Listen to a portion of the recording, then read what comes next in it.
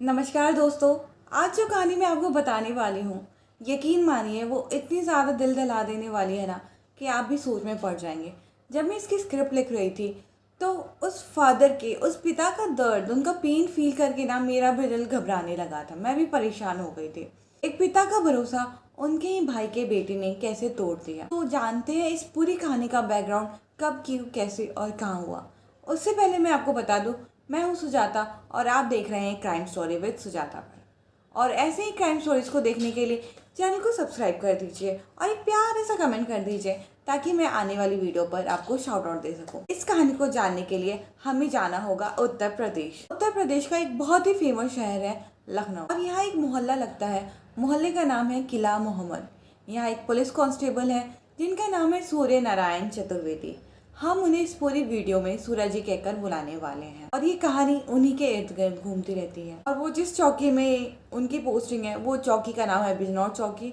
और उनकी shift change हो रहते हैं, कभी वो नाइट शिफ्ट में रहते हैं, कभी वो डे शिफ्ट में रहते हैं। इनके परिवार में सब कुछ सही चल रहा था, सामान्य रूप से चल रहा था। उनके परिवार में उनकी पत्नी और उनकी 4 छोटी छोटी बच्चियां रहती थी। पत्नी का नाम है सीता देवी। घर की सबसे बड़ी बच्ची का नाम है रिंकी जो 8 साल की है। फिर उनसे छोटे बच्ची 5 साल की जिसका नाम है नीतू, और 3 साल की बच्ची जिसका नाम है मिक्की, और सबसे छोटी बच्ची का नाम है इंदु, वो मात्र 1.5 साल की है। इस परिवार के साथ उनका भतीजा 22 साल का प्रदीप रहता है जो जॉब की तैयारी कर रहे थे और जॉब ढूंढने के लिए अपने गाँव से सूरज जी के घर पर रुकने के लिए आए थे। घर की बड़ी बेटी जो रिंकू है, जब पूरा परिवार सो जाया करता था तब वो बच्ची जगती थी और उठकर इधर उधर घूमना स्टार्ट कर देती थी, भागना फिरना स्टार्ट कर देती थी, उधम मचाना स्टार्ट कर देती थी और जो घर के बाकी परिवार के मेंबर्स थे उनको परेशान कर देती थी। कभी कभी उनको सोते हुए जगा देती थी, बच्चियों को सोते हुए जगा देती थी और जिसका मन करे उनके पास जाके सो जाया करती थी। कभी कभी अपने पिताजी को भी परेशान कर देती थी और ऐसे ही दिन गुजर रहे थे। इस बच्चे के साथ ये प्रॉब्लम अभी से नहीं थी, हमेशा से ये प्रॉब्लम थी और रात में उसे सोने में थोड़ी डिफिकल्टी होती थी। कभी कभी उसके पिताजी परेशान भी हो जाया करते थे। ऐसे में वो पूरे दिन में काम करते थे और रात में भी उन्हें सहने को चैन से नहीं मिलता था। लेकिन कोई बात नहीं, बच्चों के लिए तो चलता है, थोड़ी बहुत कुर्बानी देनी पड़ती है। बच्चे के स्लीप पैटर्न में चेंजेस होने लगे थे और अब वो बहुत दिनों से किसी को भी परेशान नहीं करती थी। रात में कभी कोई उठे तो वो बिल्कुल आराम से सोया करते थे। एक दिन उनकी माँ की रात में नींद खुलती है और घर में इतना सन्नाटा देखकर वो थोड़ा सा परेशान हो जाते हैं और वो भाग के रिंकी को देखने के लिए जाते हैं। रिंकी अपने बिस्तर पर नहीं थी। जब इधर उधर देखती है तो वो देखती है कि अपने भैया के साथ वो आराम से सो रहे थे। दोनों भाई बहन को सोता हुआ देखकर उनके मन में थोड़ी सी तसल्ली होती है कि उनकी बेटी सेफ है, सुरक्षित है। और उसका ये रोज का काम था, किसी न किसी के पास जाके सो जाती थी अपने बेड को छोड़ के। मगर एक दिन उस रिंकी के साथ ऐसा कुछ होने वाला था जिसकी कल्पना किसी ने भी नहीं थी, किसी ने सोचा भी नहीं था।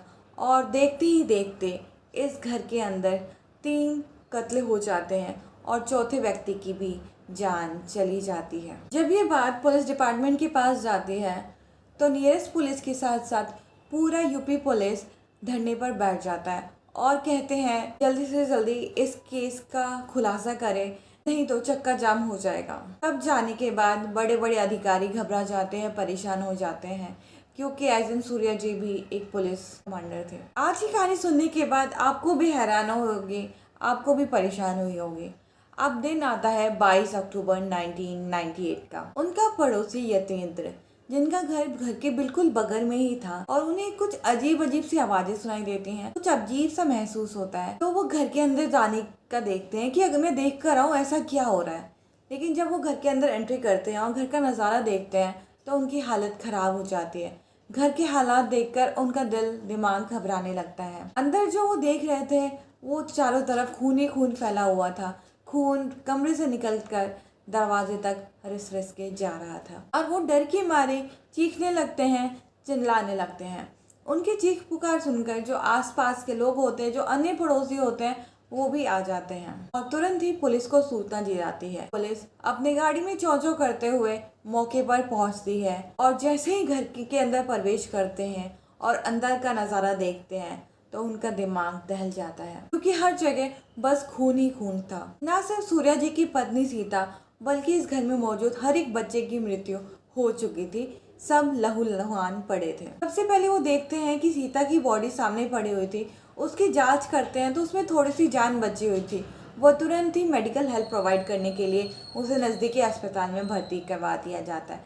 जब वो घर के आगे वाले कमरों में जाते हैं तो देखते हैं कि बेड पर तीनों बच्चियों की डेड बॉडी मिली थी। इनकी उम्र 1.5 साल, 3 साल और 5 साल की। सब खूनम खून हो रखे थे। अब पुलिस घर की और तलाशी लेती है तो देखती है कि जो उनकी सबसे बड़ी बेटी रिंकी, जो 8 साल की है, वो रूम के एक कमरे में दुबक कर बैठी हुई थी, एकदम डरी हुई, एकदम सहमी हुई। ना तो वो रो रही थी, ना ही वो चिल्ला रही थी, बस वो गुमसुम होकर बैठी हुई थी। जब वो पुलिस उस बच्ची को देखते हैं तो उसे थोड़ा संभाला जाता है, उसे पानी वानी पिलाया जाता है और थोड़ा शांत किया जाता है। उस बच्ची ने जो देखा है वो सोच भी नहीं सकते हम। इसी बीच में सूर्या जी भी घर पहुंच जाते हैं और वो अपने बच्चे को देखकर रोने लगते हैं, चिल्लाने लगते हैं। उन्हें यकीन नहीं हो रहा था कि जो परिवार उनका कल तक हंसी खुशी से रह रहा था, रात भर में सब खत्म हो गया। उनकी जोर जोर से रोने की आवाज़ से, उनकी सिसकियों की आवाज़ सुनकर उनका दुख का अंदाज़ा लगाया जा सकता था। उनके जो आसपास के लोग थे वो उसकी परेशानी समझ पा रहे थे। उधर अपने बच्चों को मरा हुआ देखने के बाद, अपनी पत्नी को गंभीर हालत में देखने के बाद और अपनी बेटी की ऐसी बुरी हालत देखने के बाद जो सिपाही होते हैं, जो सूर्या जी होते हैं, वो भी उसी टाइम बेहोश हो जाते हैं। पुलिस वाले भी उनको आनन फानन में हॉस्पिटल में भर्ती करवाते हैं और उनका इलाज शुरू हो जाता है। धीरे धीरे ये खबर पूरे इलाके में आग की तरह फैल जाती है। आखिरकार एक सिपाही जो रात में ड्यूटी दे रहा था और उसके पीठ पीछे ऐसा क्या हो गया जो किसी को नहीं पता। आखिर किसने इस घटनाक्रम को अंजाम दिया? अब सवाल आता है कब, क्यों और किसने। और देखते ही देखते अगले दिन के अखबार के माध्यम से पूरे स्टेट में ये बात पता चल जाती है कि एक सिपाही के 3 बच्चों की हत्या कर दी गई है। पत्नी की जिंदगी और मौत के बीच में सांसें चल रही हैं और आखिरकार मामला क्या है। यहाँ पर पुलिस वाले उस 8 साल की बच्ची से जानने की कोशिश करते हैं कि हुआ क्या था, क्योंकि वो एकमात्र विटनेस थी। इसके अलावा किसी को नहीं पता था। लेकिन जब उस बेटी से पूछने की कोशिश कर रहे थे तब पता चलता है कि जो बच्ची है वो स्पेशल चाइल्ड है। इसका दिमाग ये सारी बातें उतनी प्रोसेस नहीं कर पाता है जो बाकी बच्चे उसकी उम्र के कर पाते हैं। उसे नहीं पता है उसके लिए क्या बुरा है, क्या भला है, क्या चीज़ सही है, क्या गलत है। उससे बात करने के बाद ये भी पता चलता है कि उसको स्पीकिंग और लिसनिंग चैलेंजेस भी थे। मौका देखकर चाइल्ड स्पेशलिस्ट को भी बुलाया जाता है। वो भी कुछ बातें निकलवाने की कोशिश करते हैं या नॉर्मल बात करने की कोशिश करती हैं, लेकिन इसका भी कोई फायदा नहीं होता। बच्ची कुछ भी नहीं बोलती। सूर्य जी भी अब कुछ घंटों के बाद उन्हें होश आने लगा। सबसे पहले पुलिस से वो यही बात पूछते हैं कि क्या आपने मेरे भतीजे को देखा? मेरा भतीजा कहाँ है? यानी कि अब तक जो घर में मौजूद थे वो सब दिखाई दे रहे थे, लेकिन जो उनका भतीजा था वो कहाँ है, दिखाई नहीं दे रहा। इस बात को जानकर पुलिस वाले भी परेशान हो जाते हैं। आखिरकार उनका भतीजा कहाँ है? कहीं उसके साथ भी तो कुछ गलत नहीं हो गया। अब उनके भतीजे के बारे में आसपास के सभी थानों में वायरलेस के द्वारा पूरी इंफॉर्मेशन सर्कुलेट कर दी जाती है। एक लड़का है जिसका नाम है प्रदीप और वो गायब हो चुका है। किसी को भी मिलता जुलता अगर कोई मिले तो जल्दी से जल्दी सूचना दिया जाए। उसका पहनावा, उसकी कद घाटी, सब कुछ बताया जाता है। वो दिन जैसे तैसे बीत जाता है। फिर दूसरे ही दिन बलरामपुर एरिया की एक खबर सामने आती है। वहीं पर बिजली पासी किला है। किला के पास एक बहुत बड़ा पीपल का पेड़ होता है। उस पीपल की पेड़ के नीचे एक गंभीर अवस्था में एक लड़की की बॉडी मिलती है और वो बहुत बुरी तरीके से इंजर्ड होता है। और जैसे ही स्थानीय लोगों को ये चीज़ें पता चलती हैं, तुरंत ही पुलिस को सूचना दी जाती है और पुलिस मौके पर पहुंचती है और आकर देखती है लड़का गंभीर रूप से घायल था। और पुलिस उस लड़के को देखकर समझ जाती है कि वही प्रदीप है, सूर्य जी का भतीजा, जो घर से गायब है। क्योंकि पुलिस को एक दिन पहले जो कोऑर्डिनेट्स मिले थे उससे वो हूबहू मिल रहा था। उस बच्चे को जल्दी से जल्दी अस्पताल में भर्ती करवाया जाता है और सूर्य जी को भी होश आ गया था, तो पुलिस उन्हें अपने साथ लेकर उस भतीजे से मिलवाने के लिए जाती है। लेकिन रास्ते में ही उन्हें खबर मिलती है कि प्रदीप की डेथ हो गई है। हाँ जी, उसने अपना दम तोड़ दिया है। अब पूरे परिवार के साथ पुलिस डिपार्टमेंट भी परेशान हो जाती है। उन्हें लग रहा था कि प्रदीप से बात करके किसी चीज़ का क्लू मिल जाएगा, लेकिन अब वो भी चीज़ नहीं थी। अब तीनों बच्चियों की पोस्टमार्टम की रिपोर्ट सामने आती है और पता चलता है कि तीनों बच्चियों को फावड़े जैसे हथियार से उनके गले पर वार किया है, जिसकी वजह से उसकी मृत्यु हुई है। और प्रदीप का जब पोस्टमार्टम रिपोर्ट आती है कि वो किसी ऊंचाई की जगह से गिरने पर उसके सिर में, उसके गर्दन में चोट लगी है, खूब सारा खून गिर गया है और उसकी मौत हो गई। सिर और गर्दन में कई जगह चोट लगी है, जिसके कारण उसकी मौत हो गई है। और कुछ लोग ये भी मानते हैं कि वो जानबूझ के पीपल के पेड़ से कूद गया और उसने सुसाइड कर लिया था। ये सारी चीजें अभी तक बस अंदाजा लगाए जा रहे थे, इसका कोई सॉलिड प्रूफ नहीं था। सीता जी को भी धारदार हथियार से मारा गया था और गर्दन पर कुछ ज्यादा ही घाव थे, जिसकी वजह से लग रहा था कि वो भी बच पाएंगी या नहीं बच पाएंगे। अब पुलिस के पास एक सवाल था कि आखिर इस हत्याकांड को अंजाम देने वाला कौन है। 1.5 साल की बच्ची या 3 साल की बच्ची या 5 साल की बच्ची, इनका कौन दुश्मन हो सकता है? कौन रातों रात आके इन्हें मार सकता है? और भतीजे के साथ ऐसा क्या हुआ था? क्यों वो घर से भाग गया और क्यों उसको पीपल के पेड़ पर चढ़ना था? ये सारी गुत्थी को सुलझाने में पुलिस लगी हुई थी। अब चारों बॉडी को सूर्या जी के हवाले कर दिया जाता है और वो उन सभी को लेकर अपने नेटिव प्लेस गोंडा पहुंच जाते हैं। जाने के बाद उन सभी का अंतिम संस्कार किया जाता है। पुलिस इस मामले की जांच बहुत ही बारीकी से कर रही थी, इन्हें के लिए सभी एंगल पर बारीकी से नजर डालती है। इस मामले की जांच पड़ताल में दुश्मनी का भी एक एंगल सामने आता है। 2 से 3 साल पहले इन सूर्या जी के घर में डकैती पड़ी थी और उस डकैत को सूर्या जी ने रंगे हाथों पकड़ लिया था। तो पुलिस को ये लगता है कि क्या पता इस डकैती ने अपना दुश्मन निकालने के लिए ये सब किया हो। उससे भी बात की जाती है, लेकिन वो साफ मना कर देता है, साफ इनकार कर देता है कि मेरा इसमें कोई हाथ नहीं। गांव में जितने भी दुश्मनी थी उस एंगल को भी तलाशा जाता है। पुलिस सबसे बात करती है, लेकिन कोई भी प्रूफ, कोई भी ठोस सबूत सामने नहीं आता है। पत्नी का किसी से अफेयर तो नहीं, इस एंगल को भी तलाशा जाता है, लेकिन महिला बहुत ही ज़्यादा सभ्य थी। उन्हें अपनी फैमिली के अलावा किसी से कोई मतलब नहीं था, किसी से कोई नाता नहीं था। धीरे धीरे वक्त आगे बढ़ रहा था। 10 दिन बीत जाते हैं, 15 दिन बीत जाते हैं और 1 महीना भी बीत जाता है, लेकिन पुलिस के हाथों अभी तक कोई भी सुराग नहीं मिला था। 1 महीने के बाद अभी 2-3 दिन गुजरे ही थे कि सूर्या जी की पत्नी को भी होश आ चुका था। होश तो उन्हें पहले भी आ गया था, लेकिन जो उनके वोकल कॉर्ड्स थे वो अब रिकवर होने लगे थे, अब वो बात कर सकते। जैसे ही डॉक्टर्स पुलिस को इन्फॉर्म करते हैं कि आप सारे सवाल जवाब कर सकते हैं सीता जी से, पुलिस उनके पास जाके बैठ जाती है और पूछती है कि आप हमें विस्तार में बताइए, उस रात उस घर में ऐसा क्या हुआ जो सब आप पर ही हमला हुआ और बच्चियों को मार डाला गया। अब आता है इस कहानी में एक नया ट्विस्ट, जिसको जानने के बाद आपकी भी आंखें शर्म से झुक जाएंगी। वो जो बताती हैं वो सही में दिल दहलाने वाली बात है।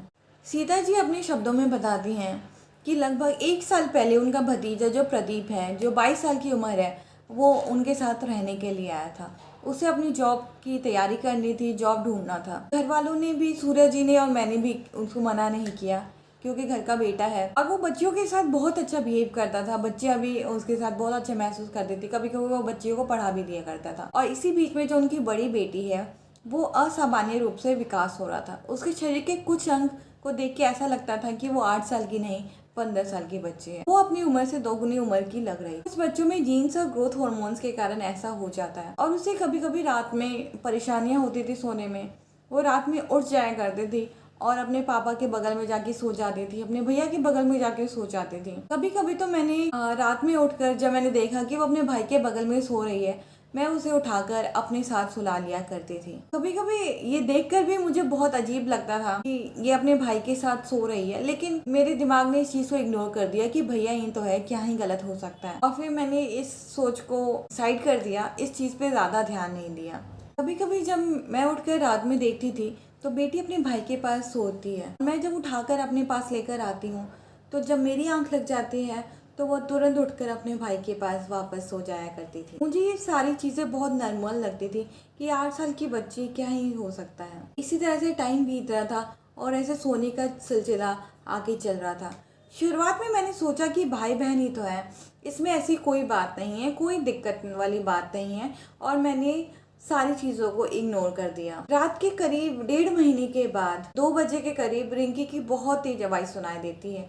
उसकी आवाज़ में एक अलग ही दर्द महसूस होता है। डेली जो आवाज़ें होती थी उससे अलग था और माँ अपनी बेटी के दर्द को पहचान जाती है और उसी टाइम जो वो चीख थी वो चीख असामान्य थी। उस चीख में अलग ही दर्द था।